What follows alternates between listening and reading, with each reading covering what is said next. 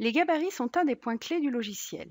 Ils servent à créer des plans de travail forme spéciale, à réaliser des implantations de pièces complexes, à poser de la faïence murale et bien d'autres choses encore. Un menu spécifique est dédié au gabarit. Mais avant d'étudier ce que comporte ce dernier, voyons comment créer un gabarit. Il existe un bouton dans la barre d'outils qui vous permet de créer instantanément un gabarit. À noter que vous retrouverez cette fonction dans le menu déroulant Gabarit, puis Ajouter. Dès lors que vous cliquez sur ce bouton, le curseur de la souris change de forme, ce qui vous indique que vous pouvez commencer. Un premier clic de souris vous permet de placer le premier point de votre gabarit. Vous pouvez relâcher la souris. Une fenêtre s'est ouverte pour vous permettre de renseigner la longueur du segment à tracer ainsi que la valeur de l'angle. Par exemple, traçons un premier segment de 1500 mm sans tenir compte pour le moment de la mesure de l'angle.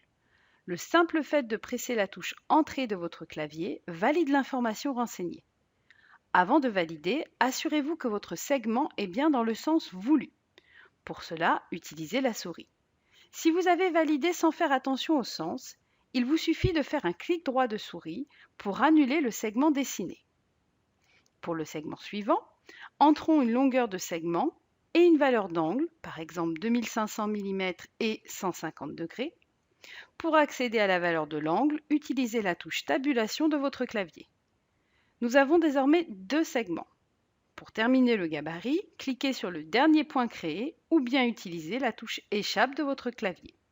Une fois le gabarit terminé, il est possible de le reprendre en double-cliquant sur le point de départ ou d'arrivée.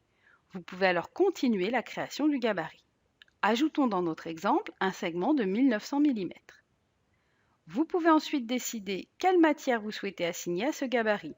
Si vous souhaitez y placer des murs, cliquez sur l'icône mur. Le système vous demande alors si vous souhaitez placer des murs sur vos gabarits. Validez. Vous tombez ensuite sur les informations relatives aux murs. Validez. Vous noterez que les murs se sont posés sur les gabarits, ces derniers ayant disparu. Nous vous conseillons de travailler dans le sens des aiguilles d'une montre. Vous éviterez ainsi des erreurs de conception, notamment lors de la pose des murs.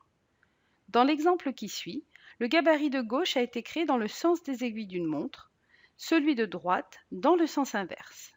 Lorsque l'on pose les murs sur les gabarits, vous observerez que les cotations des murs de gauche sont justes, alors que celles de droite prennent en compte l'épaisseur des murs, ce qui peut avoir de graves conséquences sur l'implantation finale.